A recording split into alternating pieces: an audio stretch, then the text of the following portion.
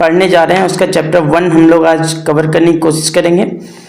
Basically ये देखो एक दिन में तो नहीं होने वाला है, लेकिन ये लॉन्ग टाइम प्रोसेस है। अगर आप लोग भी पढ़ने के लिए आए हो, सीखने के लिए आए हो तो टाइम तो लगेगा, तो थोड़ा सा सीट बेल्ट लगा लो और टाइम दो, तभी सीख पाओगे। फाइनेंस को सीखना इतना भी आसान नहीं है, टाइम देना पड़ता है भाई। तो आज हम जिस चैप्टर की बात करने जा रहे हैं फर्स्ट है, उस चैप्टर का नाम रिसर्च एनालिस्ट का introduction to research analyst profession. पहले तो ये बता दूं कि रिसर्च एनालिस्ट आपका करता क्या है। Research analyst basically different companies के डेटा को एनालाइज करता है और एक डिसीजन बना करके देता है अपने क्लाइंट को कि उस कंपनी के स्टॉक बाय करने चाहिए या नहीं करने चाहिए, सेल करने चाहिए या नहीं करना चाहिए। मीन्स डेटा को कलेक्ट करता है, गैदर करता है एंड उसको प्रोसेस करता है। ये आपका रिसर्च एनालिस्ट का वर्क होता है। अभी हम लोग टोटल इस NISM का कोर्स को हम लोग समझेंगे और उसको हम लोग स्टडी करेंगे। टोटल इसमें 13 चैप्टर्स हैं और उन 13 चैप्टर्स को मिला करके ही आपका एग्जाम में आने वाला है। तो फर्स्ट चैप्टर हम लोग स्टार्ट करते हैं बिना कोई देर किए हुए। तो स्टार्ट होता है सबसे पहले introduction to research analyst profession. देखिए रिसर्च एनालिस्ट है कौन और किसको कहते हैं रिसर्च एनालिस्ट। रिसर्च एनालिस्ट कोई भी एक ऐसा पर्सन हो सकता है या कोई एक ऐसा ग्रुप हो सकता है जो रिसर्च करती है। पर्सन्स के ग्रुप हो सकते हैं जिसमें वो कंपनी को एनालाइज करेंगे और उनको वो बाय या सेल या होल्ड करने का डिसीजन या जो भी रिकमेंडेशन है वो दे सकेंगे। ये उनका काम होता है रिसर्च एनालिस्ट का। तो प्राइमरी रोल क्या है रिसर्च एनालिस्ट का, सबसे पहले ये समझते हैं।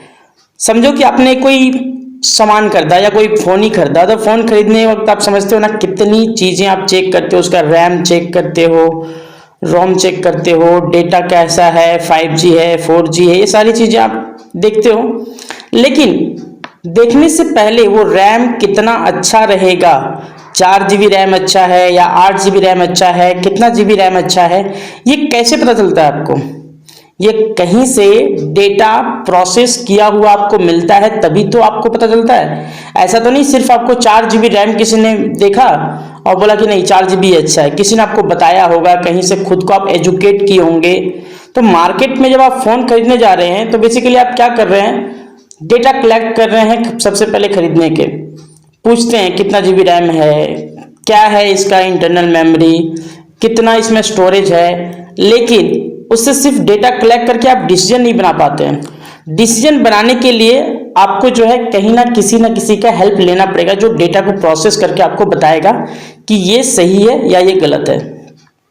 तो बेसिकली उसी तरीके से हम लोग कह सकते हैं कि जैसे मोबाइल खरीदने के दौरान हम लोग डेटा को कलेक्ट करते हैं और कोई डेटा प्रोसेस करके हमारे पास रखता है कि भैया ये सही है, ये सही है, इतना वाला सही है तो सही है। अगर ऐसा कोई देता है तो आपको लगता है कि हाँ ये चीज़ सही होगी या ऐसा सही होगा, अदरवाइज आपको सही नहीं लगता है। मीन्स रिसर्च एनालिस्ट का भी काम कुछ ऐसा है।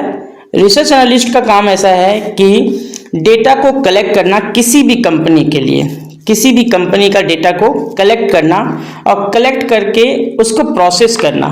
ठीक है, प्रोसेस करने के बाद आप उसका रिकमेंडेशन दो, बेचने का, खरीदने का, जहाँ से आप चाहो वहाँ से, जिसको चाहो, जिस क्लाइंट आपके होंगे या किसी ब्रोकर के लिए आप वर्क करते हो तो उसको आप डेटा कलेक्ट करके उसको प्रोसेस करके अपना रिकमेंडेशन दोगे। अब बात होती है कि डेटा आप कहाँ से गैदर करोगे। तो डेटा कलेक्ट करने का बहुत सारे सोर्सेज होते हैं। जैसे एक कहा जाता है IMF से भी आप कलेक्ट कर सकते हैं, फिर ADB से भी कलेक्ट कर सकते हैं, GDFI जो है जितने भी हैं उन सभी से भी आप कलेक्ट कर सकते हैं, RBI से कलेक्ट कर सकते हैं। डिफरेंट इंडस्ट्री सेक्टर्स के आपके कंपनी का जो वेबसाइट होता है वहाँ से भी कलेक्ट कर सकते हैं। और जितना भी विजिट हो गया, इंटरव्यू हो गया, कंपनी करवाती है, उन सभी जगहों से भी आप डेटा को कलेक्ट कर सकते हैं। तो ये डेटा कलेक्शन हो गया। ठीक है, अब डेटा कलेक्शन होने के बाद आपकी बात आती है कि एनालिसिस करना, उसको एनालाइज करना, समझना, उसको समझ करके फिर उसके अनुसार उसका डिसीजन लेना। जैसे यहाँ पे बोला गया एनालाइज करो और डिसीजन मेकिंग प्रोसेस। तो एनालाइज करने के बाद ही ना आप डिसीजन ले पाओगे कि क्या ये सही है या गलत है। अदरवाइज आपको थोड़ी समझ में आएगा कि कोई भी चीज जो है सही है या गलत है, तभी आप रिकमेंडेशन दे पाओगे। जब तक वो समझ नहीं आता तो आपको रिकमेंडेशन देना भी आपके लिए पॉसिबल नहीं है। तो एनालिसिस और डिसीजन मेकिंग है क्या? ये एक प्रोसेस होता है जिसमें क्वालिटेटिव फैक्टर्स भी होते हैं, क्वांटिटेटिव फैक्टर्स भी होते हैं। क्वालिटेटिव मतलब हो गया कि उसके मैनेजमेंट हो गया, कंपनी मार्केट में कैसा परफॉर्म कर रही है, पब्लिक उसके बारे में कैसा बोलती है। क्वांटिटेटिव मतलब हो गया उसका रेवेन्यू कैसा है, उसका फाइनेंशियल कैसा है, उसका रिस्क कैसा है, उसका प्रॉफिटेबिलिटी कैसा है, वो प्रॉफिट में है या नहीं है। ये बहुत ज़्यादा वक्त लगता है, एक्चुअली कहें तो ये टाइम कंज्यूमिंग होता है। तो ये प्राइमरी रोल होता है किसी भी रिसर्च एनालिस्ट का, मीन्स डेटा को कलेक्ट करना, कलेक्ट करके उसको प्रोसेस करना और प्रोसेस करके रिकमेंडेशन प्रोवाइड करना अपने जो क्लाइंट होंगे, चाहे वो कंपनी हो सकती है, इन्वेस्टमेंट बैंक कंपनी हो सकती है, एएमसी हो सकती है, एसेट मैनेजमेंट कंपनी हो सकती है, या कोई भी एचएनआई या फिर कोई भी क्लाइंट हो सकता है। तो ये काम होता है आपका आरए का। रिसर्च एनालिस्ट के बारे में ऐसा कहा जाता है कि अलग अलग तरह के होते हैं। मैं आपको बता दूं कि रिसर्च एनालिस्ट मात्र 3 तरह के होते हैं। अब वो 3 तरह के कौन कौन से होते हैं सो समझ लेते हैं हम लोग। रिसर्च एनालिस्ट 3 तरह के होते हैं, वो होते हैं sell side analyst, by side analyst और थर्ड होता है एक आपका इंडिपेंडेंट। तो सबसे पहले हम लोग समझ लेते हैं कि सेल साइड एनालिस्ट किसे कहते हैं। इसको समझने के पहले एक चीज आप समझ लो कि सेल साइड एनालिस्ट करता क्या है और वो किसके लिए काम कर रहा है, ये बहुत जरूरी है। सेल साइड एनालिस्ट जो होता है वो ब्रोकर कंपनी के लिए काम करता है या किसी ब्रोकरेज फर्म के लिए जो काम कर रहा है वो सेल साइड एनालिस्ट होगा। लेकिन वो रिपोर्ट जो तैयार देता है सेल साइड एनालिस्ट, वो किसके लिए देता है? वो हम सब के लिए देता है, वो पब्लिक के लिए देता है, क्योंकि वो पब्लिकली अवेलेबल होता है। जैसे ये ऐसे रिसर्च रिपोर्ट पब्लिकली पब्लिश किया जाता है ताकि कोई भी बाय कर सकता है, होल्ड कर सकता है, सेल कर सकता है। लेकिन अब एक सवाल आता है कि कोई भी ब्रोकर कंपनी रिसर्च एनालिस्ट क्यों हायर करेगी और रिसर्च का रिपोर्ट क्यों वो पब्लिश करेगी, वो भी फ्री ऑफ कॉस्ट, जब उसको कोई भी फायदा नहीं होने वाला। तो होता है फायदा, मैं बताता हूं कैसे। जैसे मान लो एंजल वन एक कंपनी है, एंजल वन ने क्या किया, अपना एक रिसर्च रिपोर्ट पब्लिश किया। तो वो किसके लिए पब्लिश करेगा? अपने जितने भी क्लाइंट हैं उसके, जो भी ट्रेडर्स हैं, जो भी इन्वेस्टर्स हैं उनके लिए। तो जो इन्वेस्टर्स इन्वेस्ट करेंगे एंजल वन में, उनसे उनको क्या मिलेगा? ब्रोकरेज मिलेगा। तो इसका मतलब ये हो गया कि जितने भी सेल साइड एनालिस्ट हैं वो ब्रोकरेज के लिए वर्क करते हैं, ब्रोकरेज फर्म के लिए वर्क करते हैं, कंपनीज के लिए वर्क करते हैं, और उनका रिपोर्ट जो है पब्लिक डोमेन में अवेलेबल होता है। और इससे कंपनी को या ब्रोकरेज फर्म को किस चीज का फायदा होता है? सिर्फ और सिर्फ ब्रोकरेज का फायदा होता है, इसके अलावा और भी कोई फायदा नहीं है। एक चीज समझोगे, सेल साइड एनालिस्ट कहाँ कहाँ किसके किसके लिए वर्क कर सकते हैं? ब्रोकरेज फर्म के लिए, इन्वेस्टमेंट बैंकिंग फर्म के लिए, ब्रोकिंग फर्म के लिए, एडवाइजरी फर्म्स के लिए, ये सब के लिए वो वर्क कर सकते हैं। ठीक है, और ये इन सभी का जो होता है रिपोर्ट पब्लिकली अवेलेबल होता है। सेकंड जो होता है बाई साइड एनालिस्ट। अब बाई साइड एनालिस्ट किसको कहते हैं ये समझो। बाई साइड एनालिस्ट जो होता है ये जनरली जो है मनी मैनेजमेंट के लिए वर्क करता है, like mutual funds, hedge funds, pension funds, portfolio manager, या फिर और भी बड़ी बड़ी कंपनी जो अपने लिए स्टॉक बाय करेगी, जो अपने लिए कंपनी बाय करेगी, उन सभी के लिए वो वर्क करता है। उसका आपको रिपोर्ट मिलना संभव नहीं है, मैं आपको बता दूं, वो रिपोर्ट आपको नहीं मिल सकता, वो पब्लिकली अवेलेबल हो ही नहीं सकता है। जो बाय साइड एनालिस्ट का होता है वो रिपोर्ट आपको पब्लिकली अवेलेबल नहीं होगा। ठीक है, ये सिर्फ और सिर्फ ब्रोकरेज कंपनी अपने पास रखती है और बहुत हाईली कॉन्फिडेंशियल होता है। ये जितने भी फर्म होते हैं, जो म्यूचुअल फंड हो गए, हेज फंड हो गए, ये सभी बहुत ही ज्यादा कॉन्फिडेंशियल रखते हैं। यहाँ एक तरह समझ सकते हो कि बाएं हाथ काम कर रहा है, दाहिने हाथ को पता तक नहीं है, ऐसा है। तो सेल साइड एनालिस्ट का जो रिपोर्ट होता है वो पब्लिकली अवेलेबल होगा, हम जैसे लोगों के लिए अवेलेबल होगा। और वो वर्क किसके लिए करते हैं? इन्वेस्टमेंट बैंकिंग फर्म के लिए, ब्रोकरेज फर्म के लिए, एडवाइजरी फर्म के लिए। लेकिन रिपोर्ट किसको देते हैं? वो पब्लिक के लिए देते हैं, पब्लिकली अवेलेबल होता है। उसे बाय सेल होल्ड कौन करता है? उसको पढ़ करके हम जैसे लोग जो डिटेलर होते हैं वो लोग। बाई साइड एनालिस्ट कौन होते हैं? जो सिर्फ और सिर्फ कंपनी के लिए ही काम करते हैं और कंपनी को ही रेकमेंड करते हैं। वो हम जैसे रिटेलर को नहीं करने वाले हैं, वो सिर्फ और सिर्फ कंपनी को ही टारगेट देते हैं, कंपनी को ही प्राइस बताते हैं, रेकमेंडेशन देते हैं। तीसरा एक प्राणी होता है जो जिसको कहते हैं हम लोग इंडिपेंडेंट एनालिस्ट। अब ये इंडिपेंडेंट एनालिस्ट है क्या भैया? इंडिपेंडेंट एनालिस्ट मतलब भैया किसी के बाप का नहीं, वो भैया अपना फर्म चला रहा है, छोटा सा अपना रिसर्च चला रहा है। वो उसके लिए क्लाइंट से पैसे लेगा, चाहे वो 1000 रुपये पर मंथ ले, 500 रुपये पर मंथ ले, और वो उसके बदले जो है रिसर्च का रिपोर्ट थमाएगा हर महीने, हर सप्ताह, हर वीक, हर दिन, और उसके बदले पैसा लेगा। बस यही काम है। जैसे बुटीक फर्म्स होते हैं छोटे छोटे, वो रिसर्च रिपोर्ट बनाते हैं, सब्सक्रिप्शन बेसिस पे वो लोग बेच सकते हैं अपने रिपोर्ट को इन्वेस्टर को, इंस्टीट्यूशन को, कोई भी, उनके क्लाइंट्स कोई भी हो सकते हैं, इन्वेस्टमेंट बैंकर्स भी हो सकते हैं, स्टॉक एक्सचेंज भी हो सकते हैं, फंड मैनेजर भी हो सकते हैं, कोई भी हो सकता है। ये इंडिपेंडेंट है, ये किसी ब्रोकरेज के लिए काम नहीं कर रहे हैं। ये तुम आओ भाई तो तुमको भी मिल जाएगा, ब्रोकरेज फर्म भी आएगा उसको भी मिल जाएगा, स्टॉक एक्सचेंज आएगा उसको भी मिल जाएगा, कोई भी आएगा उसको मिल जाएगा, सबको मिल जाएगा, कोई दिक्कत नहीं है।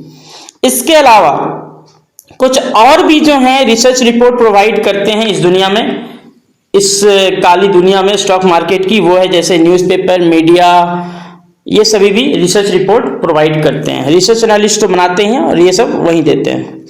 अगर हम बात करें तो रिसर्च एनालिस्ट एक ऐसा सिलेक्टर है, ठीक है, एक ऐसा चुनने वाला है, एक चयन करता है जो कंपनी को स्टडी करेगा और बताएगा, उसके पास्ट परफॉर्मेंस को उसको इवैल्यूएट करेगा, एनालाइज करेगा, एनालाइज करने के बाद बताएगा कि वो कंपनी फ्यूचर में क्या काम कर सकती है, और वो डिसीजन बनाने के लिए, बाय करने के लिए, सेल करने के लिए, बताने के लिए उसको बहुत टाइम लगता है। इसलिए कहते हैं रिसर्च एनालिस्ट एक टाइम कंज्यूमिंग है, ठीक है। और ये जो भी हमने पढ़ा ये था हमारा प्राइमरी रोल, मतलब काम क्या है।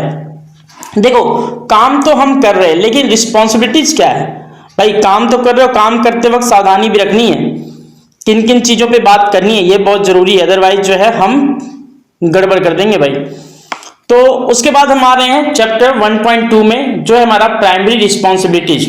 तो क्या है रिसर्च एनालिस्ट का प्राइमरी रिस्पॉन्सिबिलिटीज, क्या जिम्मेवारी है उसकी?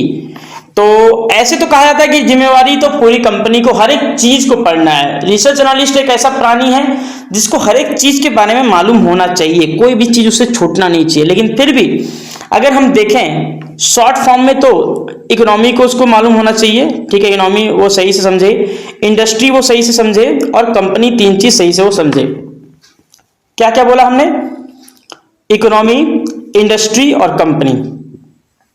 इकोनॉमी हमारे देश के कैसा चल रहा है, पूरे वर्ल्ड का कैसा चल रहा है, क्या हम ग्रो कर रहे हैं या ग्रोथ हमारा रुक गया है, टैक्स रेट हमारा कैसा चल रहा है, गवर्नमेंट स्पेंडिंग हमारी कैसी है, सही कर रही है गवर्नमेंट, काम कर रही है कि नहीं कर रही है। इसीलिए कहा जाता है कि जॉन मैनर्ड केन्स एक थे, उन्होंने कहा था, एक ब्रिटिश इकोनॉमिस्ट थे, उन्होंने कहा था कि किसी भी कंपनी का इकोनॉमी जो है गवर्नमेंट चाहे तो उसको मैनिपुलेट कर सकती है। मैनिपुलेट करने मतलब एडजस्ट करना, मैनिपुलेट थोड़ा रॉन्ग वर्ड हो गया, बट उसको एडजस्ट कर सकती है बाय टैक्स रेट कटिंग और दूसरा गवर्नमेंट स्पेंडिंग, मतलब टैक्स को बढ़ा करके या घटा करके वो चाहे तो अपना इकोनॉमी को बेटर कर सकती है।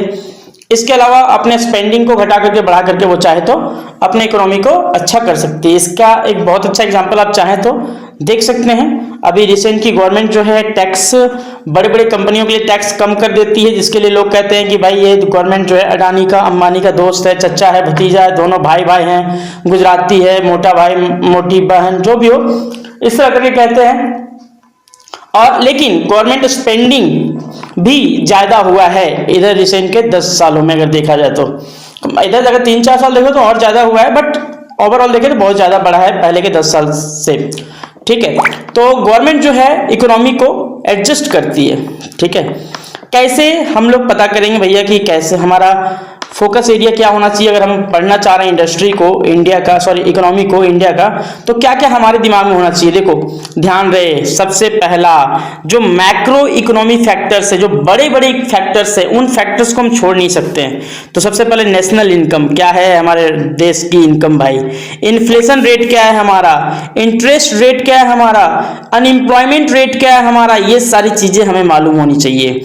दूसरा फिस्कल पॉलिसी क्या है, मॉनेटरी पॉलिसी क्या है और उसका इंपैक्ट क्या पड़ता है इकोनॉमी पे, ये हमें मालूम होना चाहिए। फिर एफडीआई कितना इन्वेस्ट करने वाला है, पोर्टफोलियो इन्वेस्टर्स कितने डालने वाले हैं पैसा, सेविंग कितना है हमारे कंट्री में, इन्वेस्टमेंट पैटर्न कैसा चल रहा है हमारे कंट्री का, ये सारी चीजें हमें मालूम होनी चाहिए। इसके अलावा ग्लोबल फैक्टर्स जो हैं, जो हमारे जीडीपी ग्रोथ को इंपैक्ट करते हैं, उनका कितना इफेक्ट पड़ रहा है हमारे भारत पे, हमारे देश पे, ये सभी चीजें भी हमें मालूम होना चाहिए।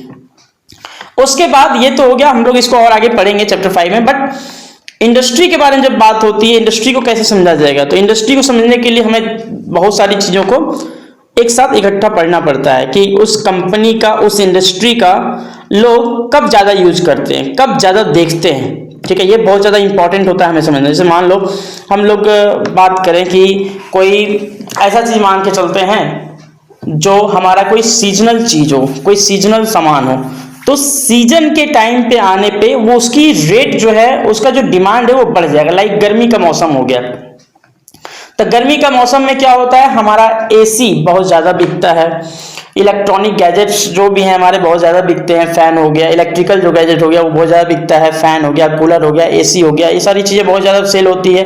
तो वो उस वक्त के समय में हो सकता है उसका शूटअप करे, उसका इंडस्ट्री ग्रोथ दिखेगा। ठीक है, उसका किसी कंपनी का, किसी इंडस्ट्री का बिजनेस मॉडल क्या है, ये हमें समझ में आना चाहिए। फिर रेगुलेटरी इन्वायरमेंट कैसा है उसका, जैसे देखो आप आईटीसी का देखो, उस पर बहुत ज्यादा शिकंजा कसा हुआ है। रेगुलेटरी का मतलब होता है बहुत ज्यादा रेगुलेशन उस पर लगा देना। ठीक है, तो किसी भी सेक्टर का, किसी भी इंडस्ट्री का कितना ज्यादा रेगुलेशन के अंदर आता है, तो ये चीज हमें जानना बहुत जरूरी है।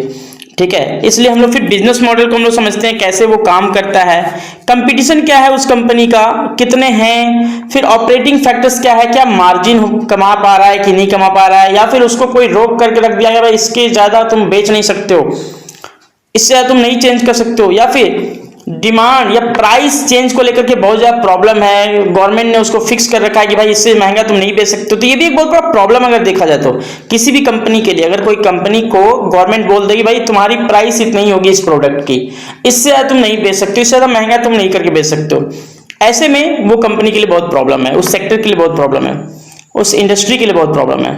तीसरा है हमारा अंडरस्टैंडिंग एक कंपनीज, कंपनी को कैसे हम समझ सकते हैं। कंपनी को समझने का देखो भाई अलग अलग तरीका है। ठीक है, ऐसे समझो कि दो कंपनी है और दोनों सेम ही फील्ड में, जैसे पतंजलि को ले लो और हिंदुस्तान यूनिलीवर को ले लो, दोनों के स्टैटिस्टिक्स अलग अलग हैं। ठीक है ना, दोनों का प्रॉफिट अलग अलग है, दोनों का बिजनेस मॉडल अलग अलग है, दोनों की मार्केटिंग करने के तरीके अलग अलग हैं। तो हमें अगर पतंजलि में इन्वेस्ट करना है तो हमें ये जानना पड़ेगा कि वो जो उसके मार्केटिंग करने का तरीका होता है, या फिर जो उसका सोल मार्केटिंग स्ट्रेटजी है, क्या उसके तरफ अभी भी लोग अट्रैक्टेड हैं, या फिर अब उनसे बोर हो गए, या फिर उनसे के पास अब अट्रैक्टेड नहीं होते हैं, अट्रैक्शन उनका खत्म हो गया है। तो ऐसे केस में जो है हमें उस कंपनी में इन्वेस्ट करने से पहले थोड़ा सा ये भी चीज सोचना पड़ जाएगा। हिंदुस्तान यूनिलीवर जो शुरुआत से जो मार्केटिंग स्ट्रेटजी है वो उसका अभी भी है। पतंजलि जब आया था तो उसका क्या था मार्केटिंग स्ट्रेटजी, स्वदेशी लाओ स्वदेश बचाओ, बस यही था। इसकी वजह से बहुत सूटअप किया उसका मार्केट, अभी बहुत अच्छी है, लेकिन फिर भी उसका रिलायबल किस चीज पे, रिलायबिलिटी किस चीज पे कि स्वदेशी है वो। आज अगर वो कंपनी पतंजलि किसी बड़े कंपनी से या फॉरेन की कंपनी से टाई अप कर ले और उनकी कंपनी से वो बिजनेस करना स्टार्ट कर दे इंडिया में ला करके, तो शायद उतना ज्यादा उसके प्रति, उस कंपनी के प्रति लोगों का विश्वास नहीं रहेगा। तो ये हमें समझना पड़ेगा कंपनी को लेकर के।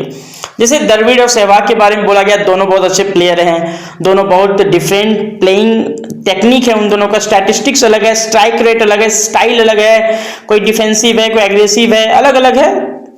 तो दोनों में अगर हमको बताना हो कि कौन बेटर है, तो भैया देखो पहली बात तो यह है कि दोनों बेटर है, पहली बात यह है कि दोनों बेटर है, लेकिन डिपेंड करता है किस लिए तुम किस चीज में कंपेयर कर रहे हो। अगर तुम ऐसे कोई क्रिकेट के कोई क्रिकेट मैच चल रहा है जिसमें हमें विकेट बहुत ज्यादा गिर चुका है, तो वैसे हमें द्रविड़ की आवश्यकता है। वो डिफेंसिव खेलेगा भाई, कोई दिक्कत नहीं, आराम से खेलेगा, विकेट बचा करके रखेगा। अगर ऐसा कोई क्रिकेट मैच चल रहा है जिसमें तुम्हारा विकेट बहुत ज्यादा है, रन भी बहुत ज्यादा है मारना, तो फिर वैसे में हमको सहवाग की आवश्यकता है। राहुल द्रविड़ भाई 100 गेंद खेलेगा, 20 रन लेकर के आएगा, 30 रन लेकर के आएगा, तो बैंड बच जाएगी हमारी, ठीक है। वो इतना गेंद का आएगा, वो विकेट तो नहीं गिरने देगा, लेकिन बैंड जरूर बजा देगा पूरे मैच की, ठीक है। लेकिन सहवाग भाई आएगा, फाड़ देगा, चाहे वो आउट रहे, चाहे मार पाए, चाहे जो भी करे वो करेगा भाई। तो ये सिर्फ और सिर्फ एक मतलब है, ज्यादा इसके बारे में कोई बुरा नहीं सोचना है। बट ये समझो कि दो कंपनी है, दोनों की स्ट्रेटजी अलग हो सकती है, दोनों की मार्केटिंग स्टैटिस्टिक्स अलग हो सकती है, दोनों का तरीका अलग हो सकता है, दोनों का कौन सा सीजन में चलते हैं ज्यादा, ये सब भी बहुत ज्यादा जरूरी है जानना। तो कंपनी को हम लोग और भी तरीकों से हम लोग जो है एनालाइज कर सकते हैं, उसका क्वालिटेटिव अंडरस्टैंडिंग भी हमें चाहिए और क्वांटिटेटिव अंडरस्टैंडिंग भी चाहिए। कोई भी रिसर्च एनालिस्ट कंपनी को दो तरीके से एनालाइज करता है, पहला क्वालिटेटिवली और दूसरा हो गया क्वांटिटेटिवली। क्वालिटेटिवली का मतलब होता है कि उसका मैनेजमेंट कैसे हो गया, ठीक है, उसका बिजनेस मॉडल कैसा है, उसके पीयर्स कैसे हैं, ठीक है, कंपटीशन उससे मजबूत है या कमजोर है, ये सब भी जानना जरूरी है। क्या वो वीक है सेक्टर्स में, इंडस्ट्री में, ये सारी मैनेजमेंट क्या सही है, काम करता है, कोई बेईमान आदमी तो नहीं घुस गया उस कंपनी में, कुछ भी हो सकता है। अगर ऐसा कुछ होता है तो हम लोग उसको क्वालिटेटिव में डालेंगे। यही अगर क्वांटिटेटिव की बात करेंगे तो क्वांटिटेटिव में क्या होता है, उसके डेटा, फैक्टर्स, स्टैटिस्टिक्स, कैसा है कैश फ्लोज, कैसा है उसका लायबिलिटीज, कैसा है उसका एसेट, कैसा है उसका परफॉर्मेंस, कैसा है उसका प्रॉफिट, कैसा है उसका लॉस, यही सारा चीज आपका देखा जाता है जब क्वांटिटेटिव हम लोग एनालाइज करते हैं किसी भी कंपनी का।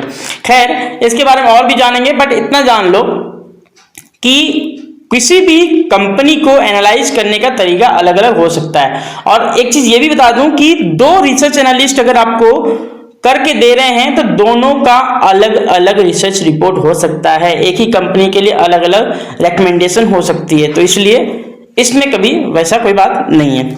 इसके बारे में और समझेंगे हम लोग, बट ये चैप्टर में अभी फिलहाल इतना ही, बाकी आगे हम लोग देखते हैं। थर्ड आपका जो होता है basic principles of interaction with companies clients. देखो अभी तक जो है हम लोग पढ़ रहे थे कि कैसे कैसे काम करते हैं, क्या करते हैं। सो ये 1.3 हमारा जो है नेक्स्ट वीडियो में हम लोग डालेंगे, जिसमें हम लोग समझेंगे कि basic principles of interactions with companies clients क्या होते हैं। मान लो रिसर्च एनालिस्ट बन गए तुम, बनने के बाद क्लाइंट से जब इंटरेक्ट कर रहे हो तो क्या क्या गलती नहीं करनी है भाई, क्या क्या बदमाशी नहीं करनी है, ये सब ध्यान रखना है, वरना कल होकर के तुम पे भी केस होगा और तुम भी जो है बैंड बच जाओगे। इसलिए भाई बन तो जाओगे लेकिन आगे फिर लाइसेंस भी छीन ली जाएगी। तो